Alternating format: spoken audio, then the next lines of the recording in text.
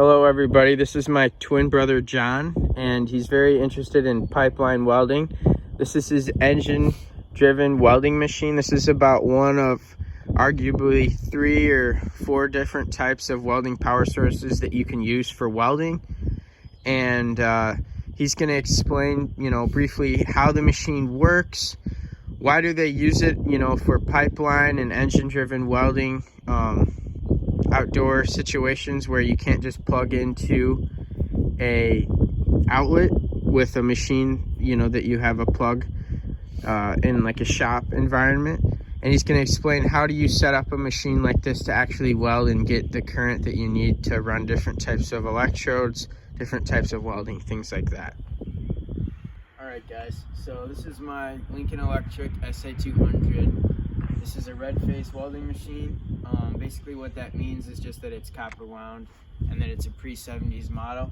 This is actually in 1965.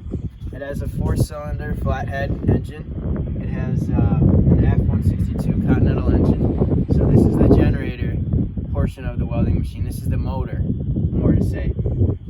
So this is making our power up front. And then this is going to like a bullet generator or an electric generator. This is an armature that spins.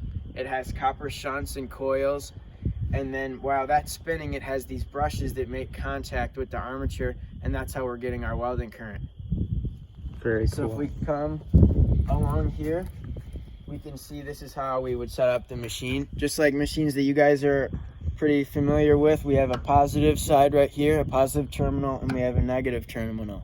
This is a DC only machine. It's only making DC power. So straight DC, there's no transformer rectification with like AC power that we get out of wired in power. Exactly. So a normal machine, probably like Tom's talked to you guys about, it is taking AC power from a wall or an outlet, and then it's rectifying that into DC current. So there's a little bit of like a wave in that waveform. Exactly. This is making straight DC power from the generator. So it's straight. It's a straight line. So you get a really smooth arc, super stable. Some people say this is like one of the best welding that you can ever get. So here's the coarse current selector, and this is a fine current selector. So this, we're getting a range. This is taps, like very old welding machines. So this is like a tap. Okay, so this is like a Lincoln Buzz Box or something, and you can't go in between a tap. It's like a gear, just like the gear in a car. You can't go like in between. Okay, that's a welding current. That doesn't work. You have 5 different current selectors, and when it clicks, that's when you know it's good. So let's say, oh well, this only has certain amperages. So this is at 200 amps. I don't want 200 amps. I want something else. So here, that's why we have this fine current selector. So this is adjusting the RPMs of the generator to more fine tune our welding current. So let's say we want more of like a smooth arc, something that's gonna wet out more. We're going to turn this up over here with the voltage. So on a machine that is maybe that you guys would be more used to, an arc characteristic selector, this would be more of like a 30 or something. Sure, so like arc force adjustment, or sometimes they call it a dig adjustment. Yeah, so on a dig function, this right here is going to be about like your 30. The more that you put this... Which is smoother. A smoother arc, yeah. The more that you adjust this over here, we're getting a smoother arc. This also is manipulating or adjusting our arc length. So the more that we add to this, the more higher of an arc length that we're going to be able to achieve. So a longer arc. Now let's say, so with this machine, you actually have to keep a longer arc for it to work too. At this selection. So if you had this set here and you're holding a tight arc and you touch the plate, it might snuff out. That electrode might snuff out. Let's say you want something more of like an aggressive, a dig function. Maybe you're putting in a root pass or a hot pass. We're going to adjust this current selector over here to more of a less voltage, and that's going to lower our arc gap or our arc length. If we go too far of an arc length, it will stop. It will cut out. So on like a current adjustment on like a dig or something like that, this is going to be more of like a 6 or a 10, something along those lines.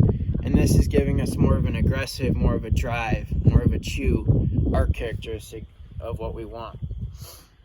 Explain about, this machine and engine-driven machines and the need for them in the industry. So you'll see a machine sort of like this a lot on like construction sites, remote locations. This is used a lot in pipeline welding for the fact that they're in like the middle of nowhere doing some of these jobs. They can't just go and plug their machine into an outlet. This is a heavy duty machine. This can be ran 40 to 80 hours a week with no problems. A machine like this too, you can have it set up in one location and be welding 100, 200 feet away. And basically how that works is like you'd have 100 or 200 feet of welding leads. And then this machine also is wired for a remote. So you plug that remote in and you'll carry that remote out to where you're welding. And then you can adjust your welding current from that location. Sure. So my machine could be 200, 300 feet away and I can be welding over there and not have to come over to my machine to adjust my amperage. Gotcha.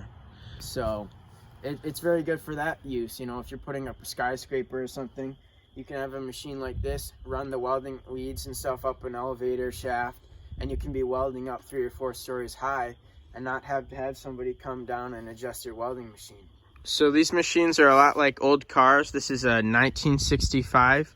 Still runs great.